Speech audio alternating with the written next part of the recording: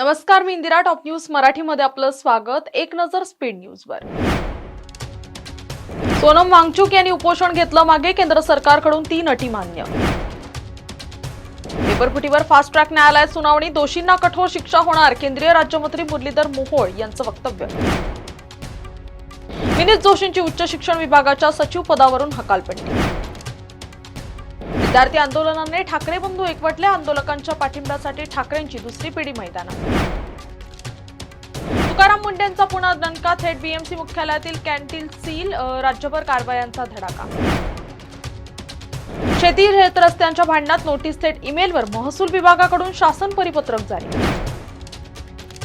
नीट गैरव्यवस्थापन विद्यार्थ्यांवरील लाठीमार विरोधात शिरूर बंद, धर्मेंद्र प्रधान यांच्या राजीनाम्याची जोरदार मागणी. स्वारगेट पोलीस लाईनमध्ये वडाचं प्रचंड झाड कोसळून 10 ते 15 दुचाकींचं नुकसान, 23 दिवसात शहरात 372 झाडपडीच्या घटना. कॅब ॲग्रिगेटर धोरणात मोठा बदल, कॅब राईट रद्द करणं चालकांना महागात पडणार. पुण्यात 300 मेट्रिक टन सुका कचरा प्रकल्पाला स्थायी बहुमताने मंजुरी, भाजप काँग्रेस आमने-सामने. पुणे जिल्ह्यातील 61,900 शेतकऱ्यांना 533 कोटींची कर्जमाफी.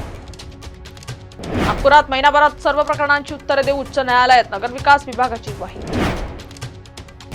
पुण्यात तांत्रिक गोंधळामुळे कचरा वेचकांच्या मुलांना मॅट्रिकपूर्व शिष्यवृत्तीपासून वंचित, 7 दिवसात तोडगा न निघाल्यास आंदोलनाचा इशारा. संतापलेल्या शेतकऱ्यांकडून रस्त्यावरच धान रोवणी, ग्रामपंचायत जिल्हा परिषदेच्या भोंगळ कारभाराचा नोंदवला निषेध.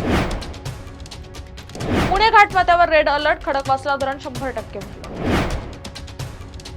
सिंहगड रस्ता परिसरातील वाहतूक विस्कळीत, चिखल आणि खड्ड्यांमुळे नागरिक त्रस्त, उपाययोजनांची मागणी.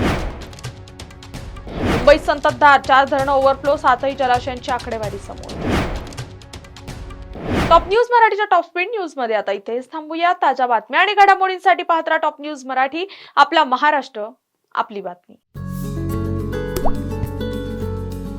आता जोकासू एसटीपी या अत्याधुनिक जॅपनीज तंत्रज्ञानाने सुसज्ज, quick installation, energy efficient, noiseless blowers, low maintenance या आणि अशा वैशिष्ट्यांनी परिपूर्ण जोकासू एसटीपी तंत्रज्ञान प्रकल्प उभारणीपासून ते विक्री पश्चात समाधानकारक सेवा देणारी, भारताबरोबरच परदेशात देखील प्रकल्पांची यशस्वी उभारणी करणारी company Deccan water treatment private limited.